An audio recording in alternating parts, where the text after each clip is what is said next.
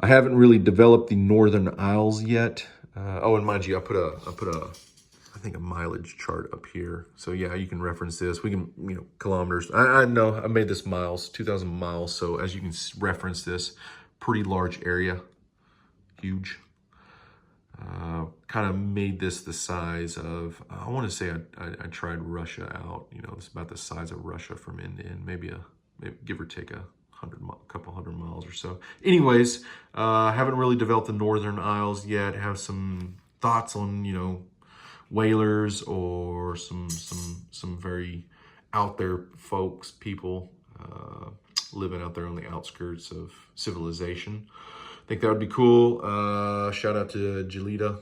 That's Tel Gelito, where we make the treaties at, that little island out there.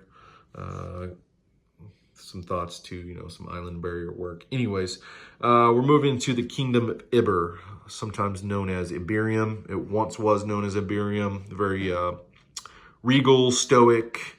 These are kind of the good guys in my brain. State up there. Polis is very bad. Kingdom of Iber. They do some stuff that's questionable, very much so. Have had some slip-ups in their past, but I hope they might have learned from. I'm going to develop these as we go along. This is kind of my I guess I call it my baby, Iber. So I've dedicated a lot of stuff to them, but I plan on playing Iber and Polis, maybe doing a couple outlying factions, but that way we can, control the tone of where we go with a campaign or some storyline. I don't know. Anyways, Iberium, capital, also Hive City. You got a really pretty land here, a lot of grassland, a couple forests here, some northern forest. It gets kind of cold up here on the northern limits. So as I said in well, let me back up. Let me roll you through Iberium. So we've got agriculture lands. So going to what I was talking about in the Agri Wars, Iber was fighting Polis up there, the state. Iber lost, right? Iber and its allies from the river valleys, down here in the merchant guilds, so on and so forth, right? With that, there was some edicts and stipulations put in place, legally bound them to basically enacting the slave trade again. Because of Polis's nature of consuming an industrialized nation and growing exponentially, they need a large food source. They don't have that up there. Iber does. There's mountains in between. Polis can't actively control Iber like they would like to because there's a big expanse of land and we don't have the technology to travel quickly anymore, right? It takes a lot to get through there. So while, this is definitely kind of a subsidiary now of Polis, Iber doesn't say that openly, but they really are. There's state troops over here. Polis, has an active delegation in Iberium. They pretty much got them under their boot and heel right now.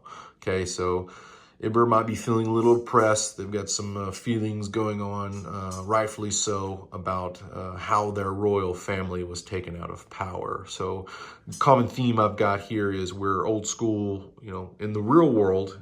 This is kind of representing kings and queens, right?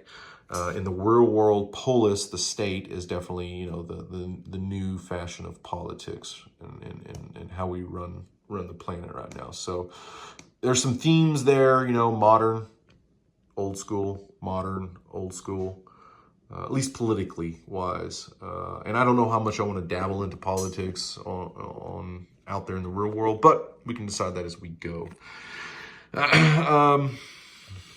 So Ravenhold, a lot of legal activities going on there. The state doesn't actually really know that Ravenhold is still a thing. It looks big on the map, but it's actually kind of small. There's some hidden elements I'll discuss later. Just a couple of cool in-between agriculture towns, hive cities, big sprawling expanses of cities. Ruin. I guess that's almost too close to Rohan. I should maybe change that. But that's a military training facility, or it used to be. So it's kind of the protector to the mountains, and it's been there for a very long time. Training military academies used to be there. Of course, this is closed down now, closed down by the state, but I have intentions of opening that back up soon. So we got a lot of fire under Iber's ass and get them going. So that's Iber. Feel free. Well, here, let's back up. No, you know what? I'm going to include this on the next video. So that's Iber. Yeah, on to the next video.